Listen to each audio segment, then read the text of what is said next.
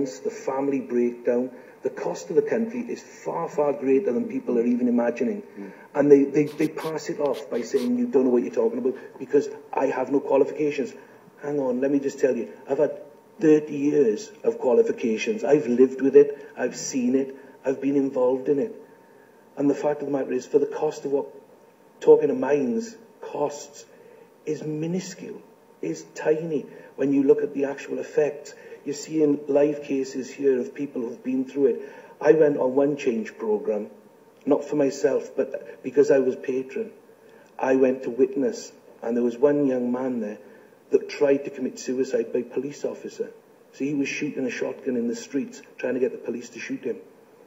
After 3 days, I've never seen a chap happier. And this was a man who was totally lost to himself, had nothing left in his mind that he could give to himself or to anybody else. He'd given up. And all of a sudden, after 3 days, there's a man walking around, can't do enough for everybody else. I saw another chap that hadn't stopped drinking for 23 years. He hadn't had a drink for 4 days on the course. And he'd been drinking every single day. His wife was there with him. And she could not believe the change in him. If we're just looking at that cost alone, just the cost of what it takes, what financially it costs to get people back on the straight and narrow, I can't see that there's any other argument. And if I may, Simon, just to give you an update on that particular gentleman that was running around with a shotgun trying to get a police armed response team to take his life for him. He's saved up quite a considerable amount of money. He's been working as a bricklayer and plasterer. He's saved up a considerable amount of money. He's managed to buy himself a small boat. He's had it coded in order for it to be able to go to sea.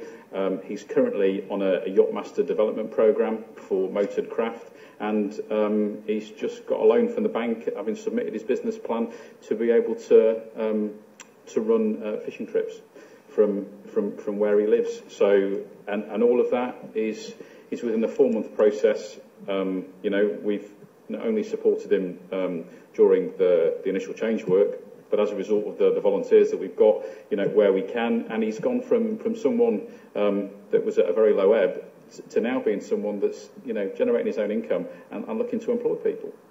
I mean, you've clearly got some fantastic individual stories. Can I just ask, in terms of your therapies, where were these developed? They've been developed in the States, have they? You've referred to the States. Well, the States have a great attitude because they have a greater and far more rounded approach to everything. Yeah.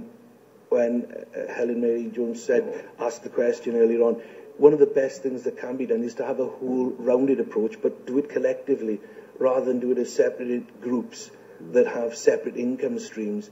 Because a great friend of mine who's working in this area as well, and he does a lot of things called mental health first aid, which we've all seen people have breakdowns in the workplace. He deals with all of that. But he went to the States on my advice, and the Americans took him. All he had to do was find his travel.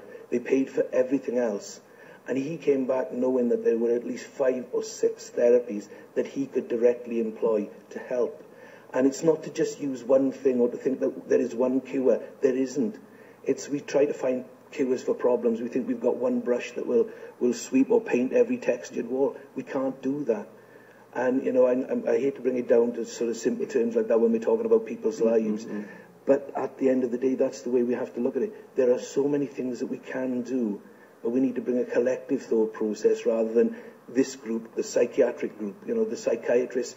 Well, they're trying to protect their little world because they've trained for so long. And in some ways you can understand that. But they need to be working far more with people who are doing things that have, in many cases, having a greater success rate. At the heart of what we do is sits neurolinguistic programming, something called spectrum therapy, which has been developed within the UK.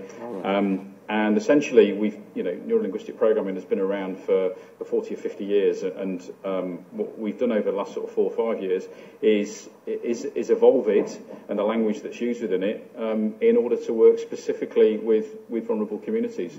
And so whilst I'm sure if you were to Google NLP, you'll see lots of places where I see some nods around the table where it isn't necessarily that great. But it's very much a ado with process. It's very much a coaching process. It's very much an emotional coaching process, and it very much empowers the individual. Now, we're fortunate enough that because of the initial pilot program that that Rob was on, and the dedicated and level of interest that's gone on, that we've managed to evolve what we do. And so whilst initially 40 years ago it came from the States, it's very much homegrown at the moment, and what we do is currently is quite bespoke to Talking2minds.